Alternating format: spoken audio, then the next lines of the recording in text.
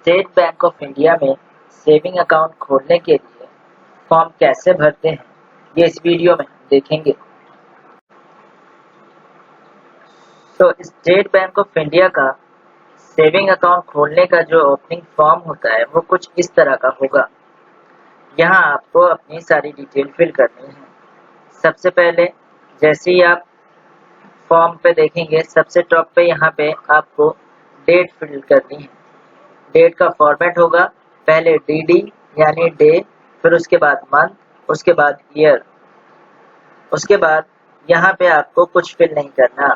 Branch name में आप branch name fill कर सकते हैं।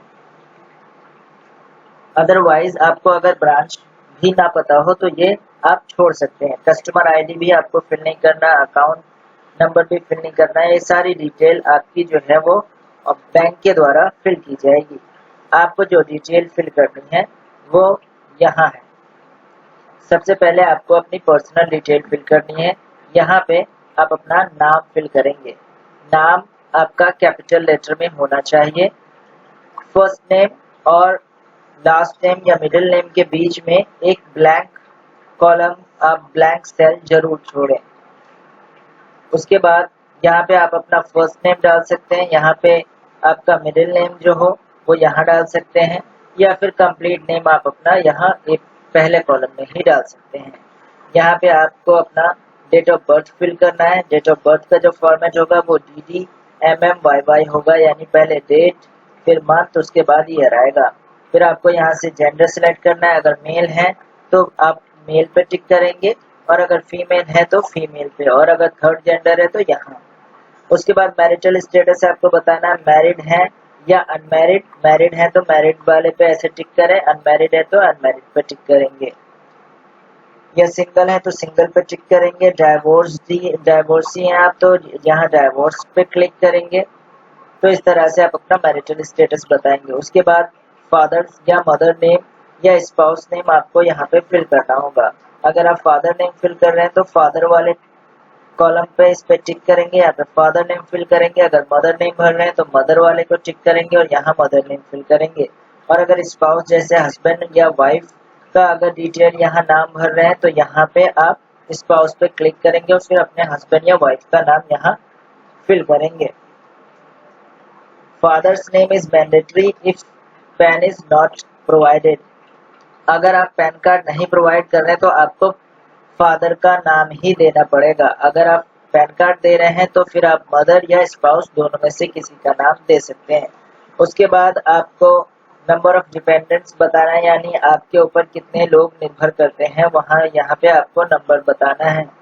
उसके बाद आप अपनी जो क्वालिफिकेशन है, इलिटरेट है, यस या नो यहाँ पे फिल करना है। अगर आप पढ़े लिखे नहीं हैं तो नो करेंगे, अब पढ़े लिखे हैं तो अगर आप पढ़े लिखे नहीं हैं तो यस करेंगे, और पढ़े लिखे हैं तो नो पे टिक करेंगे।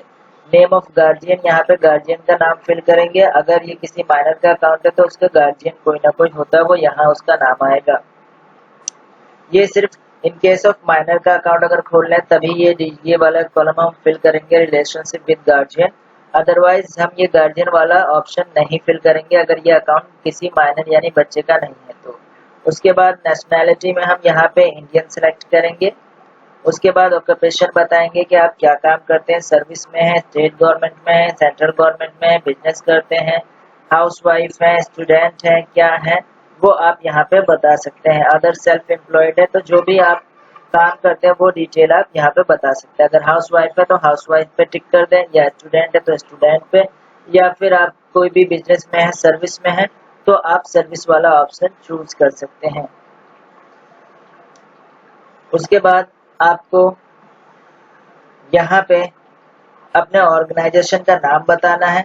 अगर आप किसी ऑर्गेनाइजेशन में काम करते हैं तो आपका यहाँ पे नेचर ऑफ बिजनेस यानी ऑर्गेनाइजेशन का क्या बिजनेस है उसका नाम बताना है। एनुअल इनकम आपकी कितनी है वो यहाँ पे आपको फिल करना है। उसके बाद आपको नंबर 16 में बताना है कि आपका रिलीजन क्या है, यानी धर्म क्या है। हिंदू है तो यहाँ, मुस्लिम है तो यहाँ, क्रिश्चियन यहाँ, सिख यहाँ, कोई अदर है तो वो यहाँ पे स्पेसिफाई करके आप बता सकते हैं। उसके बाद कैटेगरी आपको चूज करनी है, जर्नल है, OBC है, ST है, SC है, जो भी हो वो आप यहाँ पे इस तरह से टिक कर देंगे। उसके बाद पर्सनल विद डिसेबिलिटी, आपको किसी तरह की कोई डिसेबिलिटी यानी अपंगता है शरीर में, अगर है तो यस करेंगे, नहीं है तो नो करेंगे। अगर है तो आपको फिर बताना है कि किस तरह की डिसेबिलिटी है, वो यहाँ फिर आपको बताना है, विजुअली इम्पेयर्ड है या डिफरेंटली एबल्ड है। इन दोनों में से जो भी आपका हो वो यहाँ पे टिक कर सकते हैं। उसके बाद आपको अपनी एजुकेशनल क्वालिफिकेशन बतानी है, आप कहाँ तक पढ़े हुए हैं, तो यहाँ पे आप बताएंगे अगर 9th क्लास तक पढ़े हैं तो यहाँ पे 10th पास है तो यहाँ पे ग्रेजुएशन की हुई है तो आपने यहाँ पे ग्रेजुएट, पोस्ट ग्रेजुएट की है, MA MCOM कुछ किया है तो यहाँ पे टिक करेंगे।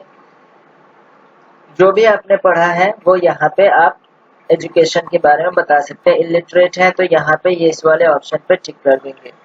उसके बाद यहाँ पे आपको बताना है कि क्या आप किसी पॉलिटिकल पार्टी से रिलेशन रखते हैं या नहीं। तो अगर किसी पॉलिटिकल पार्टी से है तो यहाँ पे पॉलिटिकली इम्पोज्ड पर्सन या फिर related to politically exposed person या फिर नन पे टिक।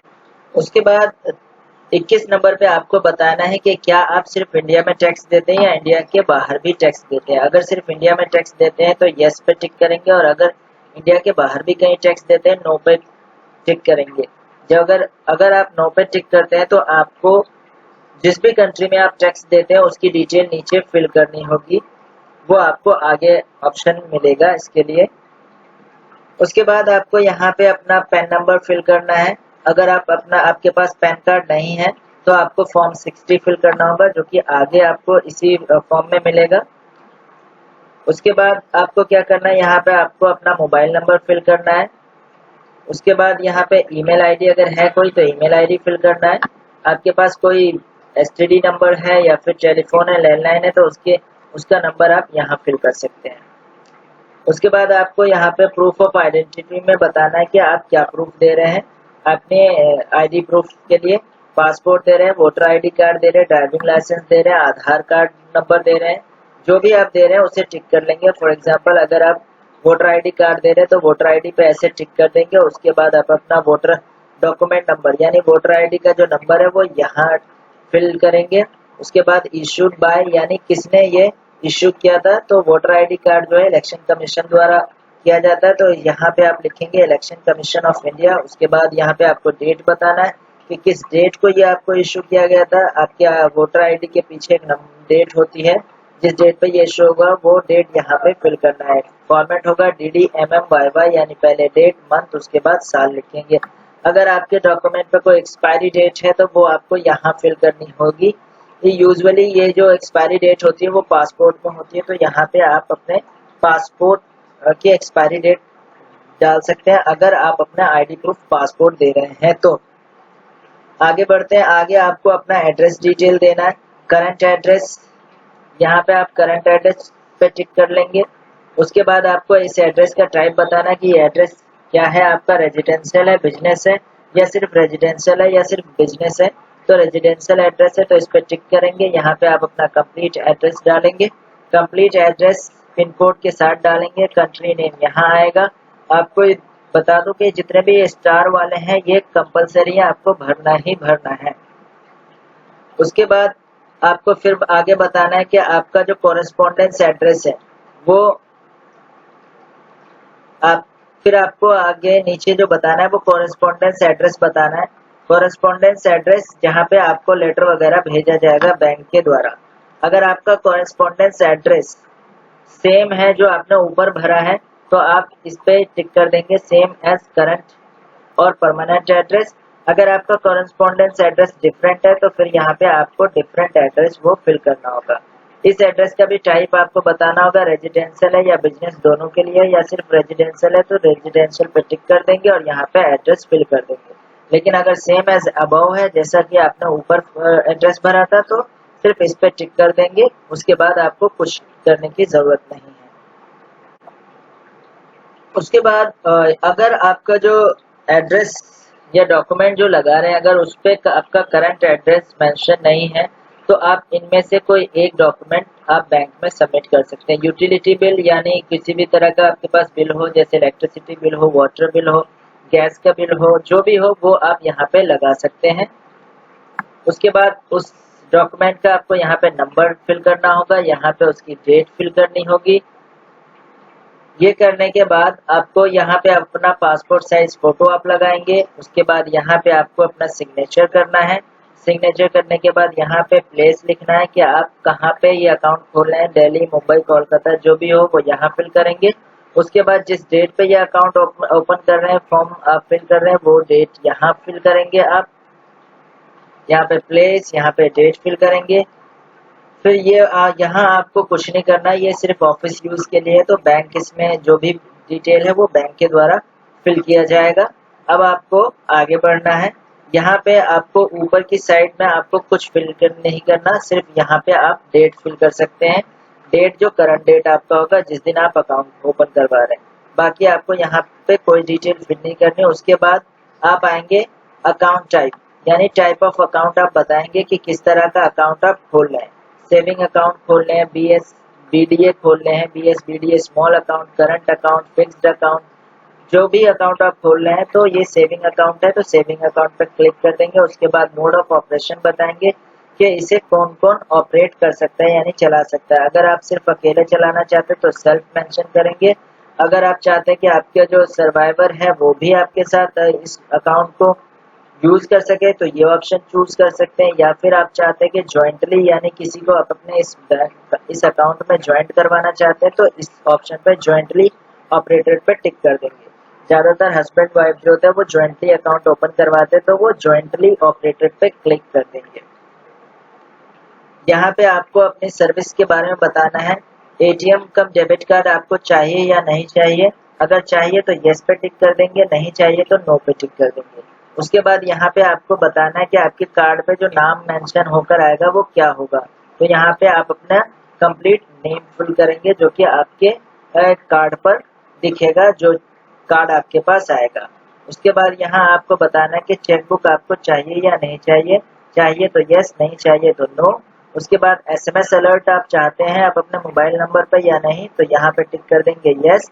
फोन बैंकिंग चाहते हैं यस, मोबाइल बैंकिंग चाहते हैं यस, पासबुक आप रिक्वायर्ड है तो यस करेंगे। ई स्टेटमेंट चाहिए आपको, यानी मंथली, क्वार्टरली जो भी स्टेटमेंट आती है वो अगर चाहिए तो यस कर देंगे। इंटरनेट बैंकिंग आपको चाहिए, यहाँ पे यस कर देंगे। तो ये सारी फैसिलिटीज आपको मिल जाएंगी। उसके बाद यहाँ पे आपको बताना है, फिक्स डिपॉजिट के बारे में पूछा जा रहा है। अगर ये फिक्स डिपॉजिट का अकाउंट आप ओपन कर रहे हैं तो ये डिटेल आपको फिल करनी है, अदरवाइज ये डिटेल आपको फिल नहीं करनी है। उसके बाद आप आगे बढ़ते हैं। फॉर्म DA1, फॉर्म DA1 जो है वो नॉमिनेशन के लिए होता है। तो यहाँ पे आपको अपना नॉमिनी डिक्लेयर करना होगा। यहाँ पर लिखना है, आपको अपना नाम फिल करना होगा। I will nominate the following person, may be return the State Bank of India। यहाँ पे एड्रेस फिल करना है उस बंदे का। यहाँ पे नाम और नाम फिल करना है उस बंदे का जिसे नॉमिनेट करना चाहते हैं। यहाँ पे आपका अपना नाम आएगा।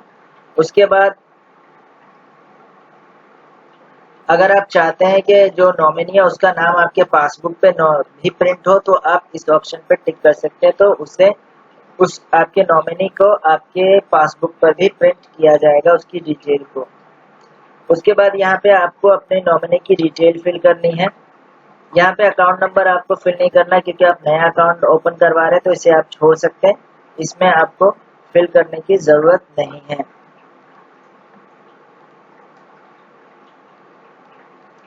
क्योंकि ये नया अकाउंट है तो ये फिल करने की जरूरत आपको नहीं है।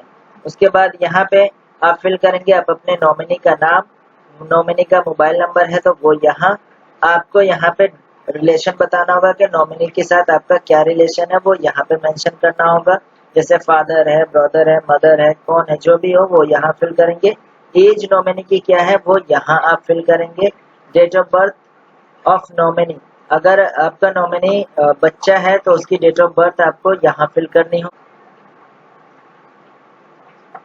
अगर आपका नॉमिनी कोई बच्चा नहीं है तो आपको ये डिटेल, नीचे की डिटेल ये फिल करने की जरूरत नहीं है। अगर बच्चा है तो ही ये डिटेल फिल करनी है, यानी किसी और पर्सन को आप नॉमिनी का गार्जियन बना रहे हैं, उस बच्चे का गार्जियन बना रहे हैं, फिर उसका नाम आएगा जिसको आप बच्चे का गार्जियन बना रहे हैं, उसकी यहाँ पे यहाँ पे उसका नाम, यहाँ पे उसकी एज आएगी और यहाँ पे उसका कंप्लीट एड्रेस आएगा। उसके बाद यहाँ पे आपको अपना साइन करना है, यहाँ एक साइन, यहाँ एक साइन, यहाँ। उसके बाद आपको 2 विटनेस की जरूरत होगी, गवाह की। उस गवाह का नाम यहाँ, एड्रेस यहाँ, उसके सिग्नेचर यहाँ। सेकंड विटनेस का नाम यहाँ, एड्रेस यहाँ, सिग्नेचर यहाँ। तो ये आपको 2 गवाह की जरूरत होगी।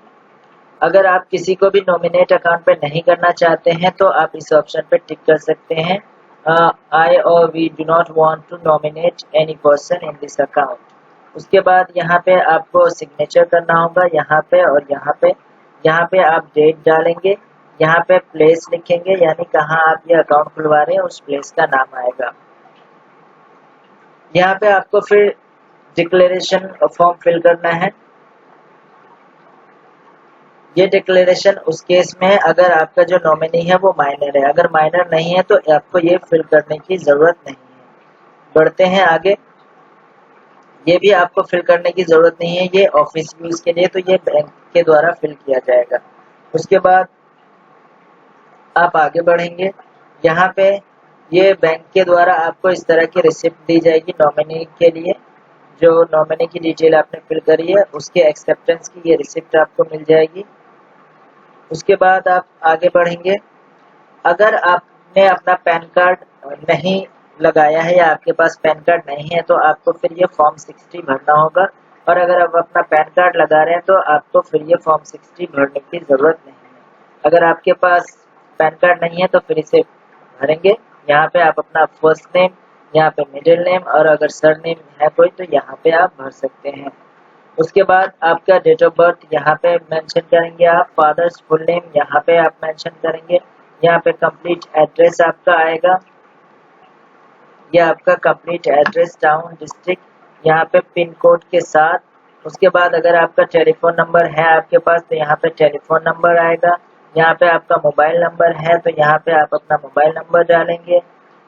ट्रांजैक्शन अमाउंट यहाँ पे आप डाल सकते हैं, जो भी जितना भी आप ट्रांजैक्शन करना चाहते हैं इस अकाउंट के द्वारा तो वो यहाँ पे डाल सकते हैं।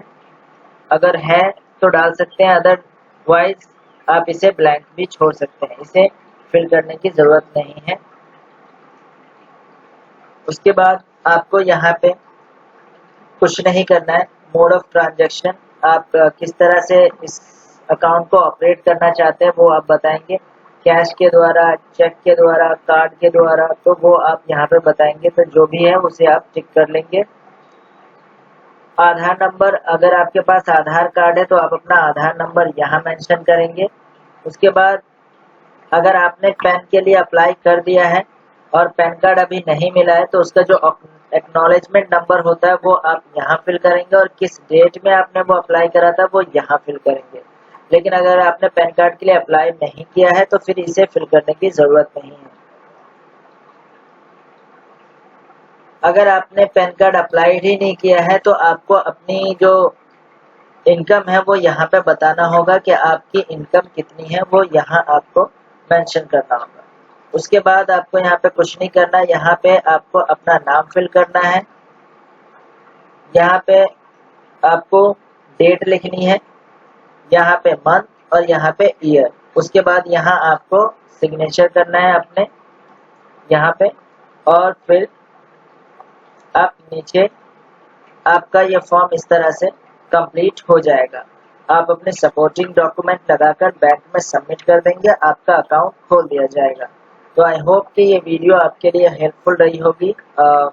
आपका सेविंग अकाउंट खोलने के लिए जो फॉर्म कैसे भरते हैं ये डिटेल आपको आसानी से समझ में आ गई होगी, और आप खुद भी इस अकाउंट ओपनिंग फॉर्म को फिल कर सकते हैं। इस वीडियो में इतना ही, मिलते हैं अगली वीडियो में। अगर ये वीडियो आप YouTube पर देख रहे हैं तो चैनल को सब्सक्राइब करके बेल आइकन पर प्रेस करना ना भूलें, और अगर Facebook पेज पर देख रहे हैं तो पेज को लाइक एंड शेयर करें। Thank you.